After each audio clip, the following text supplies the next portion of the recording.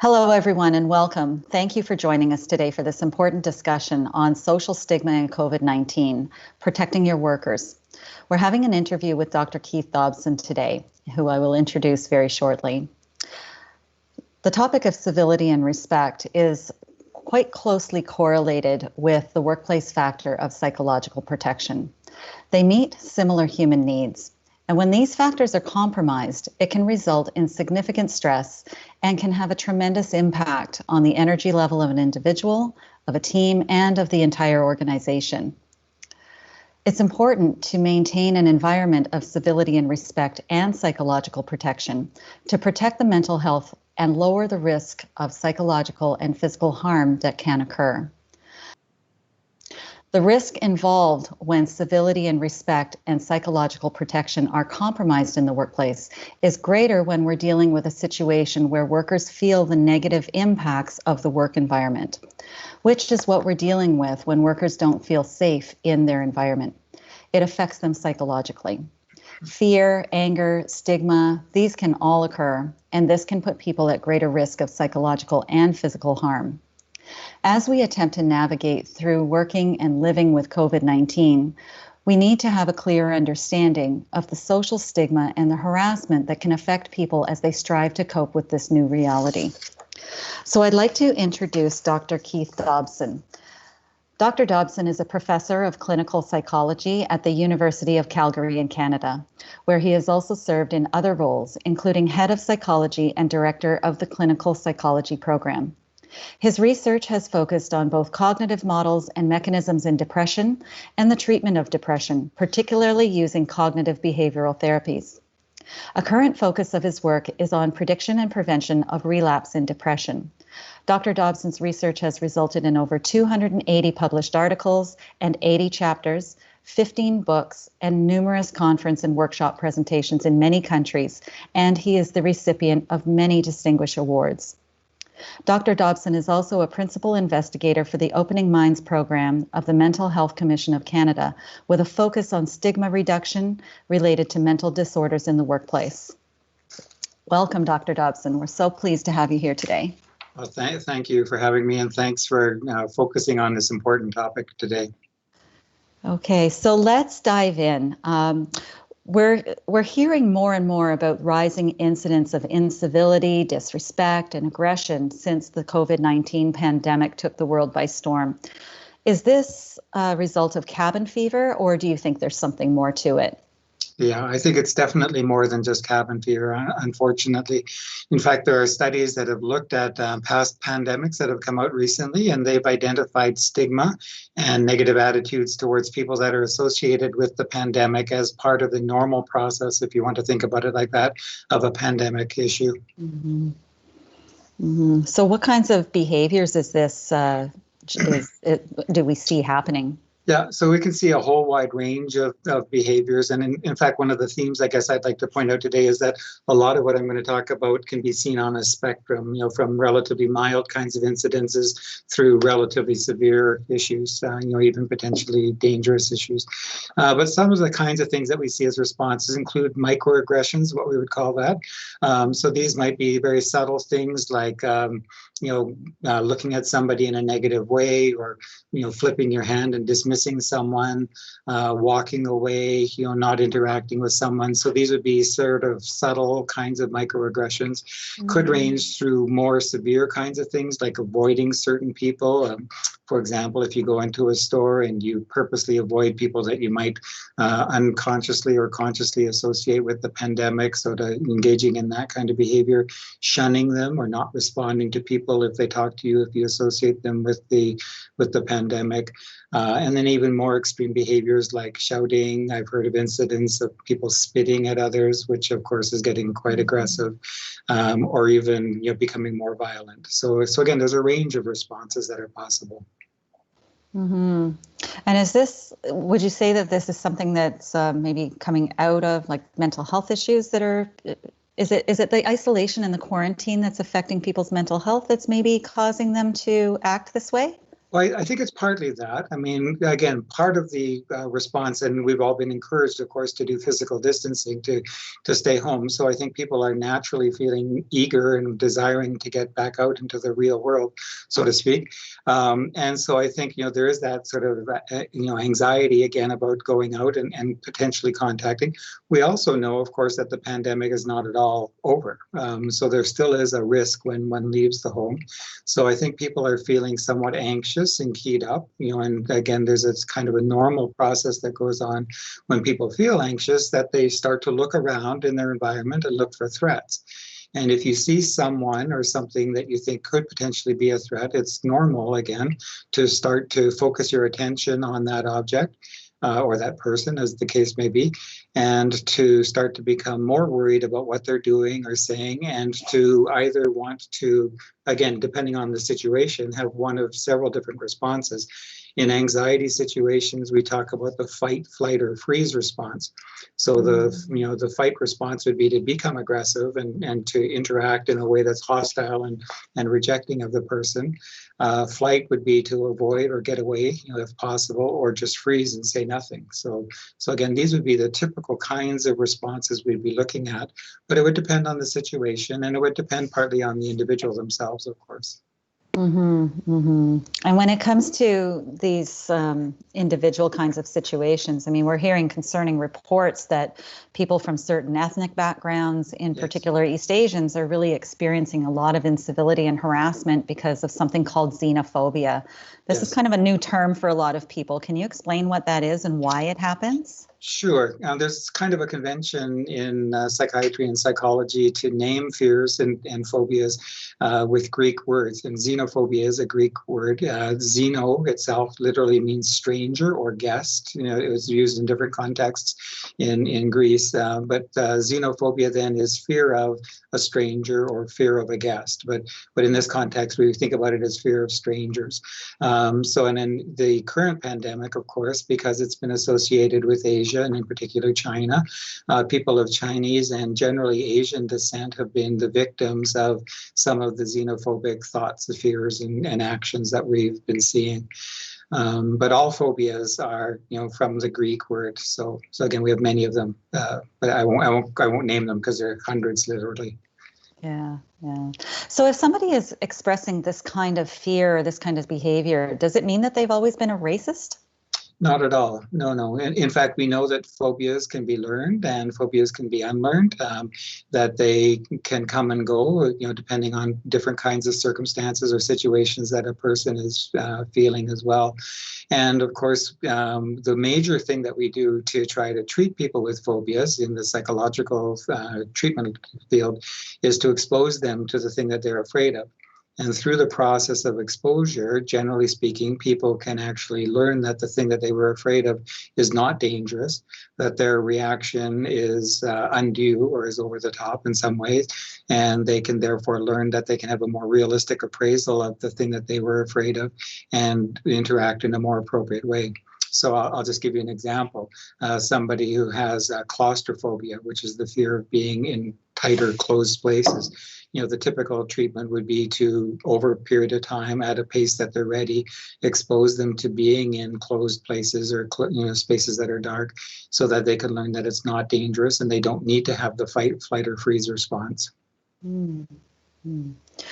So this can be a little bit challenging when we're talking about exposure to other people, especially during a pandemic when we're trying to be socially isolated and physically distanced, and we're in our bubbles. So what effect does that have on this? Yeah, no, absolutely. I think you're right that it's extremely challenging. And partly also when you leave the home and you go out into social circumstances, generally you can't control who you're going to come into interaction with. So you might be in a shopping mall, for example, and suddenly be confronted with the situation that you are afraid of. And so again, we lose a degree of control. So I think it is absolutely challenging. I think, again, for people that are leaving the home and, going into shopping centers or going to the grocery store, and encountering different people, I think one of the things that we all need to do is be prepared for these interactions, psychologically, that is, be ready that, we are going to give up some degree of control when we leave the home, to check our thoughts, to make sure that we're comfortable with what we're doing, and that if we have different kinds of social encounters, we're not going to overreact, potentially. If we feel uncomfortable, probably the best thing to do is to quietly exit the place, rather than engaging in any kind of negative interaction or creating a scene in some way. And then when you're comfortable, go back and actually re-encounter the person. So again, at a pace you're ready and willing and able, have those kinds of social interactions with a range of people and discover that it's not dangerous. Okay.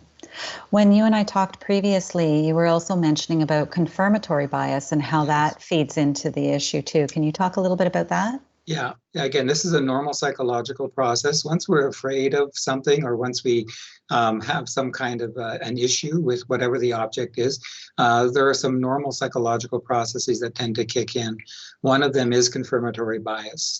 This is also related to another process we call selective attention. So basically what we do is, once we see something as fearful, we start to focus on it. We start to pay selective attention to it, and we look for information that confirms our previous ideas.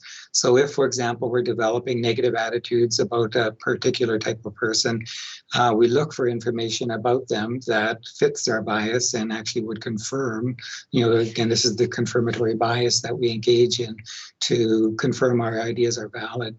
And this is a normal thing that we do all the time. In fact, in the psychological literature, there's a lot that's been written about what we call cognitive heuristics.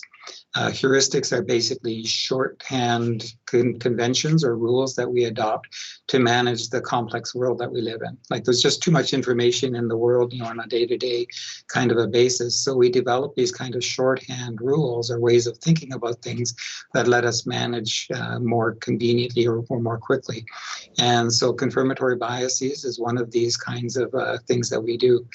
The other thing that we do is we tend to have selective memories. So even after leaving a situation, not only do we attend to things that we think about in the situation, but when we come back out of it and we're trying to remember the situation, we tend to remember those things that fit our pre-existing biases. So we get into this kind of self-confirmatory loop where what we are looking for confirms our bias, and what we remember also confirms our bias, and it can become a kind of a vicious cycle. Yeah, I can see how that would be a dangerous road to go down. Sure, but it's very normal. We all do this.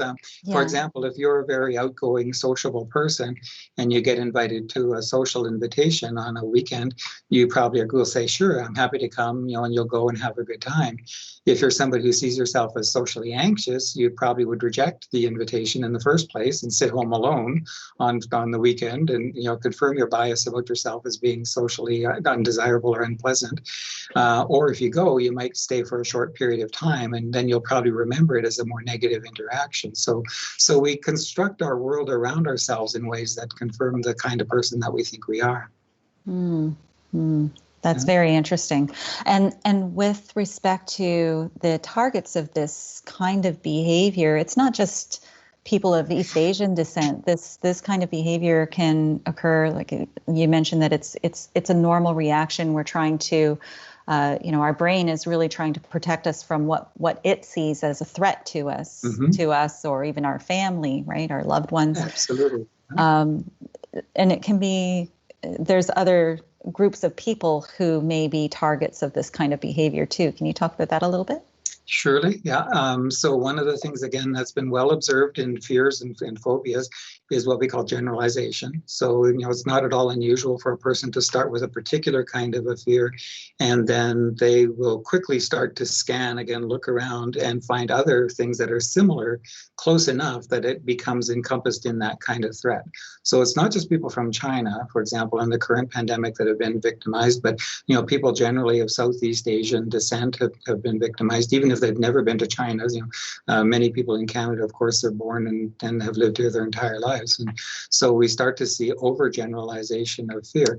And then it can even get spread even more. So for example, if you think about people in the workplace, once you start to have a fear about, people that are in the workplace itself generally, you can start to see a generalized fear that it develops, or workers in general. For, again, people that leave their home, and if they're shopping, you might see everybody who works in the grocery store that you go to as a fearful kind of object. And these are all processes of generalization. Mm-hmm, mm-hmm. And that's pretty much what led to doing this seminar, this webinar in the first place, where the rising reports of people who are working in frontline grocery, for example, who have been victims of harassment and abuse and just terrible incivility. But I've also had discussions with people in healthcare who have experienced this kind of behavior, even from their coworkers who don't want to be around them for fear of taking it home to their loved ones as well. No, exactly. I think what you're describing is exactly this process of generalization of fear to people in places that are probably not appropriate. Exactly right. Yeah. And then I think also for certain segments of the population, for example, if someone is at higher risk of contracting the virus, or higher risk of more severe consequences, Sure. so those that are,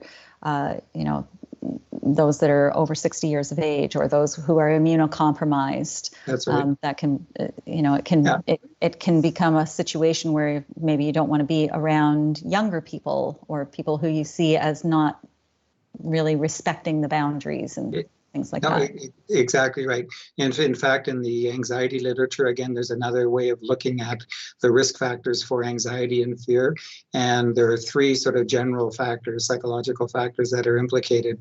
One is unpredictability. So the extent to which you either know what's coming, and you can predict, what's dangerous about it, or it's unpredictable. And again, if you're heading out into the social world, there's a lot of unpredictability. You don't necessarily know what you're going to be facing.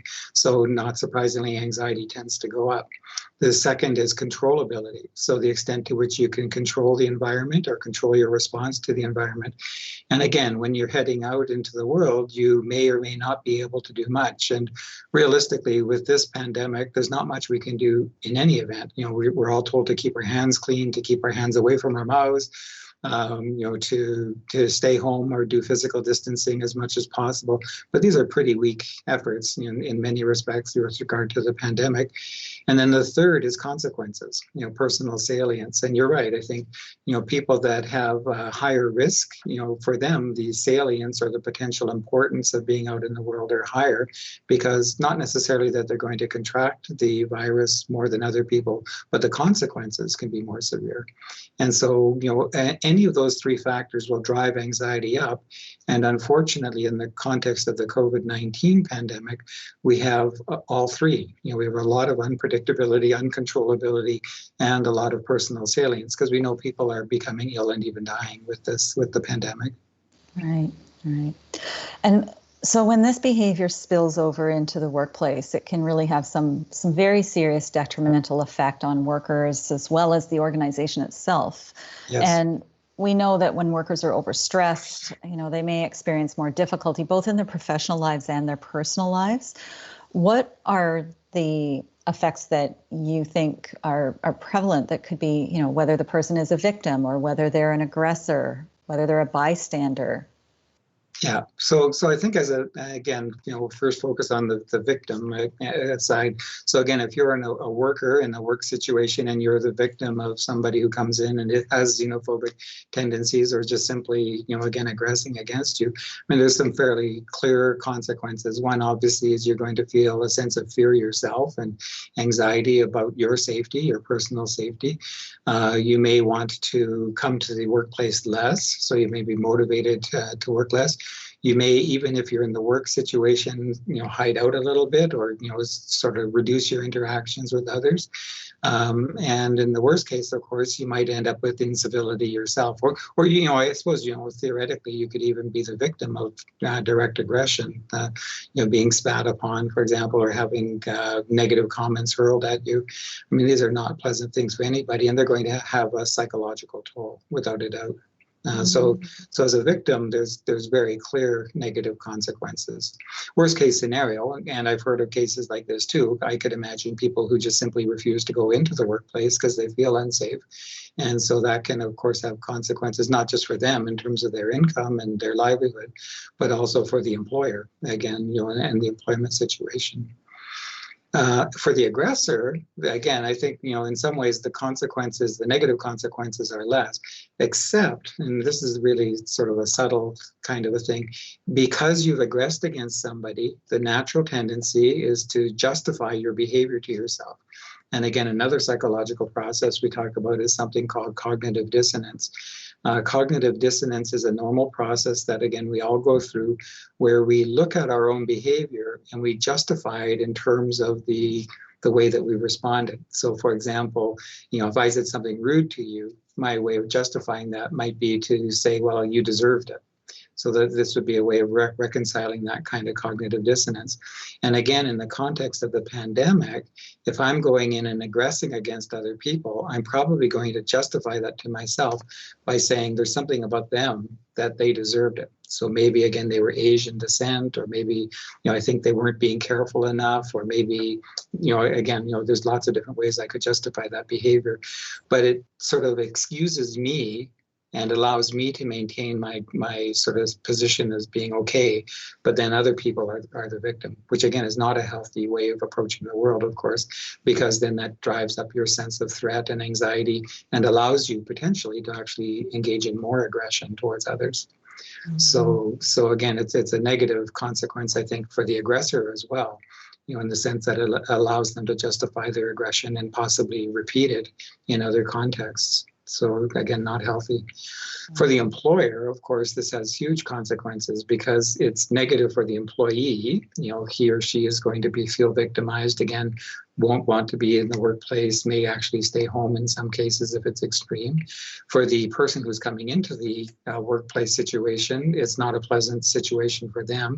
So they don't particularly want to come into your workplace, or your, if it's a store, for example, the people aren't going to want to do that. And of course, you have to deal with the direct effects of the aggression. And again, in some cases, this could include the sense that you as an employer are not protecting your employees. You might be actually having a dangerous workplace. And in the extreme, I suppose, could even lead to things like harassment complaints against the employer, or even more severe kind of civil liability. Mm-hmm. Mm-hmm. And it affects the bystanders as well, people who are witnessing this kind of behavior. I mean, I've seen situations not directly related to xenophobia, but in general, when people are engaging in kind of aggressive or harassing behavior in the workplace, people who are witnessing it or bystander, they're almost feeling the such negative effects similar to what the victim is feeling, or the target, I should say.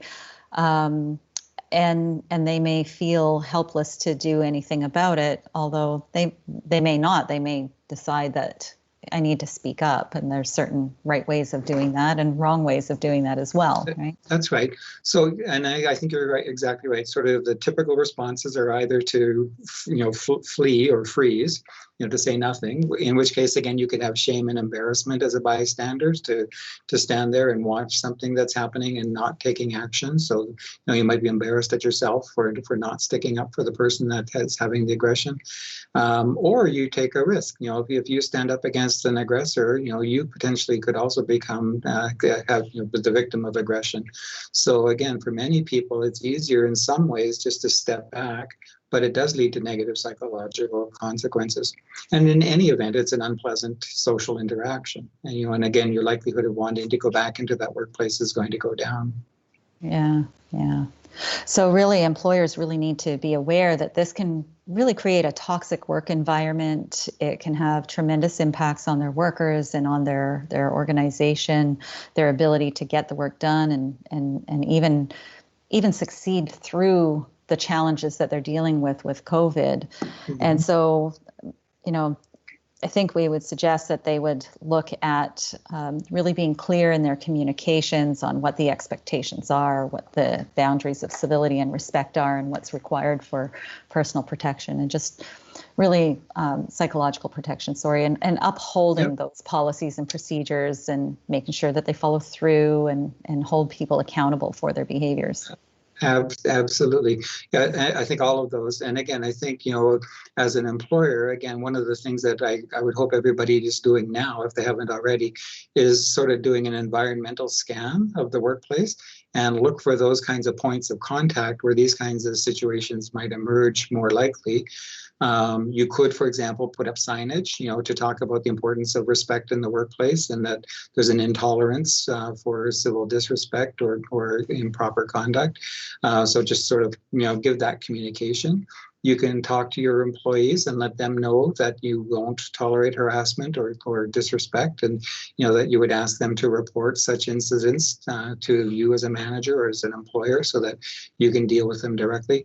But I think, again, the one thing you already said, which is really critical, is this idea about open communication, to let people know that you don't want this to be silent or to sort of happen as microaggressions that don't get addressed, but you'd rather be able to know about them so that you can address them directly. Mm-hmm, mm-hmm. Yeah.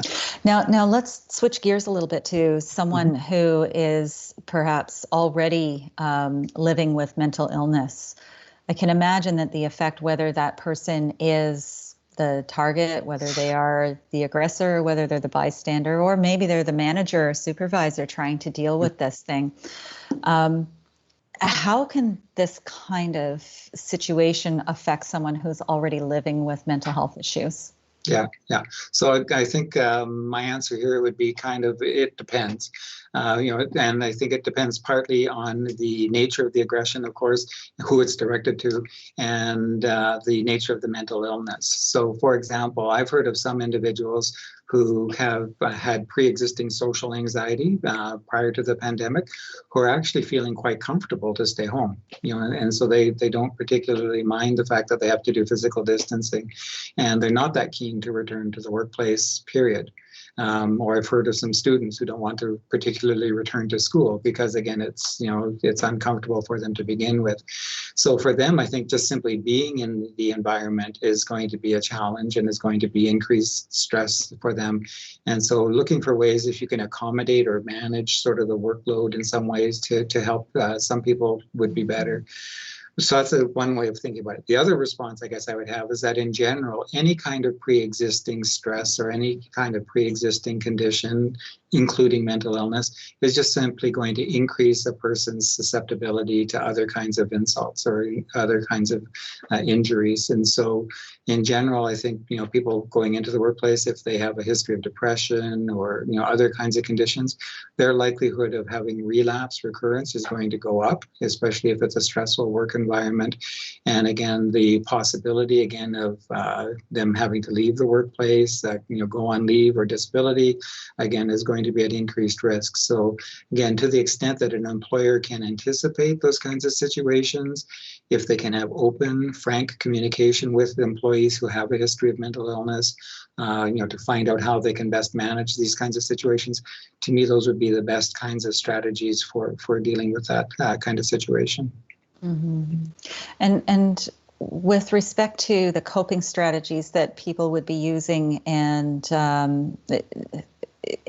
would imagine that this kind of behavior would also affect the coping strategies they're using and have kind of a compounding effect. Is there even a risk of an increased risk of self-harm in these kinds of situations? In the extreme, for sure. I mean, we know, for example, if we look at stigma, for example, we often, again, make a distinction between social stigma or stigma towards other people and self-stigma. And self-stigma is where people internalize some of the negative attitudes and beliefs about themselves. So, for example, in the workplace, we know of people with a history of depression who will self-handicap. They won't apply for a position promotion, even if they're perfectly eligible and they've got the skills skills and training because they see themselves in some way as being undeserving or unworthy of that promotion. So this is a self-handicapping or self-stigmatizing kind of attitude.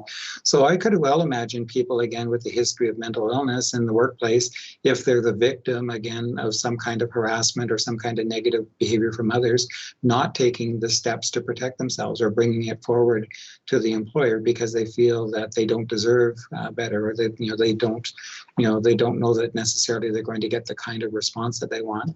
So again, I think part of the job of an employer is to allow people with either with or without, frankly, a history of mental illness to feel comfortable and to feel valued and to feel that they're being protected in a way that they can come forward and raise these kinds of concerns. Mm-hmm. Mm-hmm.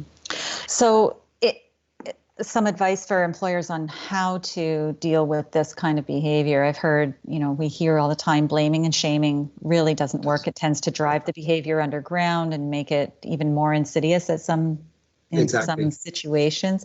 So what's your advice on how to deal with this kind of behavior and so that the way that we're dealing with it has a more positive impact? Yeah. So here I think we can actually draw on some of the work that's been done before by the Mental Health Commission of Canada. There's an information sheet, for example, that talks about sort of a 3-stage response. In the program we have called the Working Mind, we talk about, again, another 3-stage response. We use different terminology for in the different programs, but it's basically the same 3 processes. The first is to acknowledge the feelings, and the issue, whatever's happened. So to name it, not to simply name and blame, but to say, this has happened, to help people to legitimize their feelings. So if they're feeling anxious or feeling worried or feeling harassed or victimized, to allow them to have those feelings and to let them know that. So, and one of our other things we talked about is shielding people. So, let them again feel safe in order to talk about these kinds of issues. The second is to provide information and to set boundaries. So, again, another one we talk about sensing, or sort of being aware of and setting boundaries to help people to feel that they can again be safe in the environment. So getting information, reminding them about the steps that they can take, if they feel they're being victimized or harassed. And then the third is to take action, to support people and to actually do the things that are necessary, potentially, even, confronting people that are in the workplace that are causing problems. Potentially, I suppose, as an employer, taking steps to remove people from the workplace. And even in the worst case scenario, I suppose, even calling police or, involving other people if the violence or the victimization is so extreme. But being ready for a range of responses that is going to show the employee that you really are going to support them throughout the process. And again, throughout all of this, open communication is critical, letting people know what you're doing, why you're doing it, and being consistent in terms of the communications you're giving. Mm-hmm. Excellent. Well, thank you so much. I think this has been really helpful and helps to really frame what it is that people are dealing with and why the behavior happens. And then also to know that it is normal behavior, so that not that it's acceptable behavior, but it is normal. So want to really make that one clear. We're not endorsing the behavior.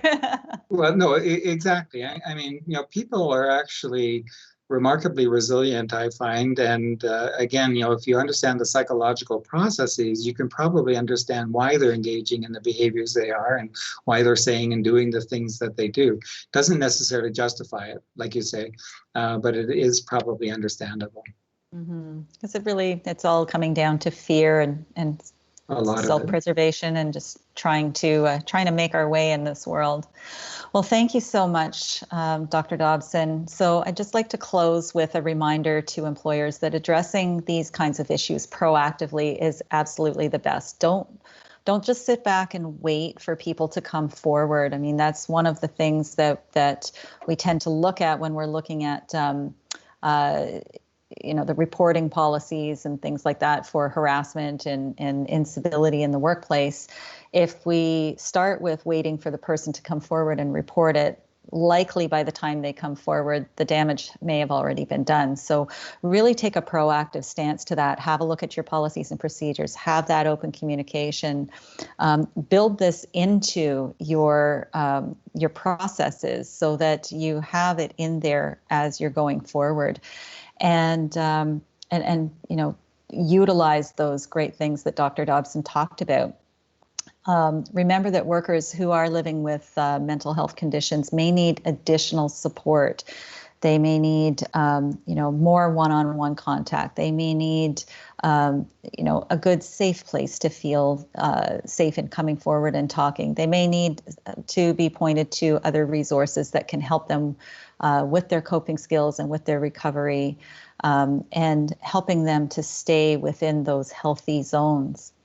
And I'd like to also highlight that the return to work phenomenon, Keith, you and I talked about this the other day, the return to work phenomenon will look different for people across the country and yes, in different jurisdictions and in different industries. And it's a fluid situation that might go in waves. And so focusing on that open communication, really understanding what people are actually dealing with, is so important, and being open and honest about, even if you're sitting down with somebody to talk with them about what you're dealing with, acknowledging your own fears and concerns about the situation, correct? Yeah, those are all great points. Absolutely. Yeah. I think the issue that you just mentioned too, about the fact that this is going to be different in different parts of the country. Again, we were talking earlier about the fact that people of Asian descent may be particularly likely to be victim of xenophobia. And of course, the distribution of people with Asian descent varies across the country. So you might expect, these kinds of incidences to also, take place in different ways in different parts of the world, or Canada. Yeah. Yeah, I could see that. So there are resources that are available to help employers. One of the Mental Health Commission has a COVID-19 resource hub. Please feel free to go on there and have a look for the resources that are there. One of the things that we know is raising the levels of stress among people are the financial concerns. And Dr. Dobson, yes, you already did a session on dealing with financial concerns. What's the title of that one again? I'm sorry. Oh, gee, I don't remember. So I'm sorry. Okay, that's okay. But again, it's on the Resource Hub, I believe.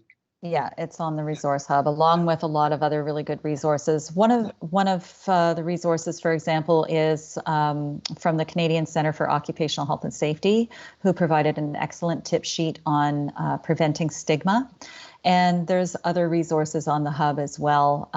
Another one that I'd like to mention that is I think particularly helpful in this kind of a situation is a tip sheet for talking to workers in crisis during COVID-19, because when somebody does come to you with these kinds of issues, they may be in a situation of crisis at that point. So that tip sheet can be very, very helpful as well. Yeah, the other thing maybe I can also draw to people's attention is the mental health continuum model, because this is a framework for people to self-assess, if they want to, where they are on this continuum. And the continuum uses a color code of yellow or green, for good functioning, yellow, orange, and red functioning. So it's a spectrum of mental health challenges and concerns. But one of the nice things I think about the tool is that it allows you to also look at different areas of functioning. So, anxiety-related problems, stress, substance use, alcohol use, and so on, and look at where you are in terms of this spectrum of functioning. So you can use it as a self-assessment tool, or you can help employees, if you're in an employment situation, to also assess their own mental health functioning. Mm-hmm. So it could help you with kind of seeing where your whole team is on the spectrum as well. For sure. Awesome. Excellent. Okay, well, thank you so much for your time, Dr. Dobson. And for all of you who have been watching, if you found this video helpful, please like it, share it, and let's work on getting ahead of this mental health curve. Thank you. Bye for now. Thank you. Take care.